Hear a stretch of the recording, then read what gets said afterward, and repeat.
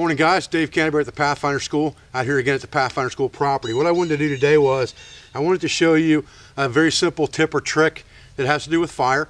I have known about this for some time. People have talked to me about it in the past. I've researched it a little bit, but because I'm working with the horse now, there are resources that come with having a horse that you don't normally carry. And one of those resources is large diameter cotton rope that you would use for things like the bridle, things like tie out lines, and all of those sorts of things. You have large diameter cotton rope around for if you're trying to stay with natural materials. And that gives you a big advantage for fire making, because obviously cotton can be made into char. So what I want to show you today is, I want to show you what's called a slow match, and it's not exactly the essence of a slow match in that they were used a lot in the 15th century, all the way up to about 1630 for matchlock type firearms, but they were much smaller in diameter than this. They were also used for cannons, to light off cannons, touch them off, and things like that in artillery. But they were generally impregnated with some kind of potassium nitrate or sodium nitrate that would make them burn a little different. What I'm after right here is just to take this rope and char the end of it with a fire, and then relight that charred end so that I can use that char or that ember once it's burning to light a bird nest on fire with. And then I can just take a piece of copper tubing and put that in there and then just pull it out, or pull it back inside, and it will snuff it out, and just put that back in a saddlebag or a backpack.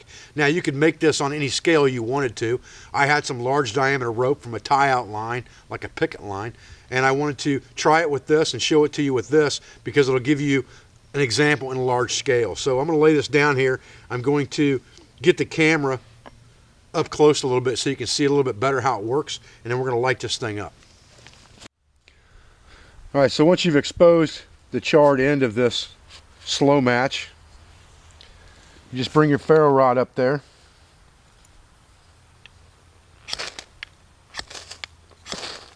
strike down on top of it. There it goes. You can see the smoke coming off of it. It's already burning. I'm just going to expose it a little bit and let the breeze do the work for me. And let that create a burning ember. Get my knife put away. I got plenty of time now because I got the whole length of that rope if I need it.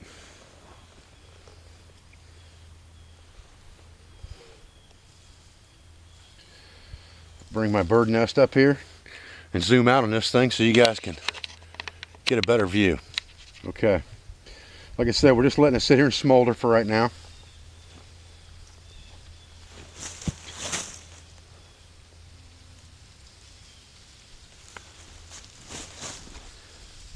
Until we get what we want, the size of the ember that we want.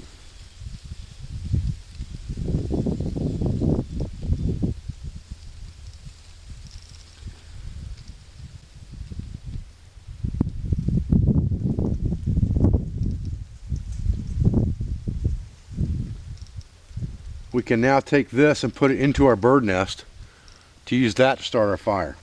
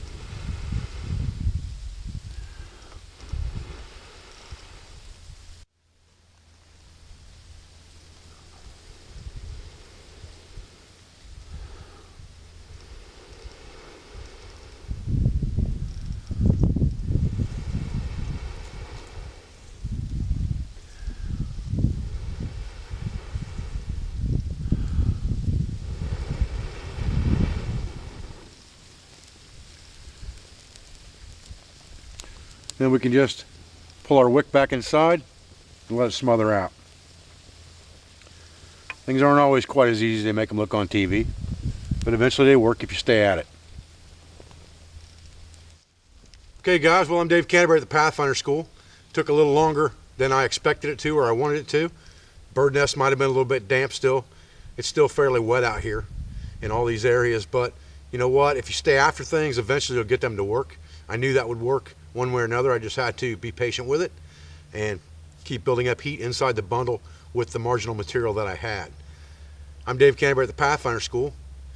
I appreciate you joining me for this video. I appreciate everything that you do for me, for my school, and for my family, and I'll be back as soon as I can with another video.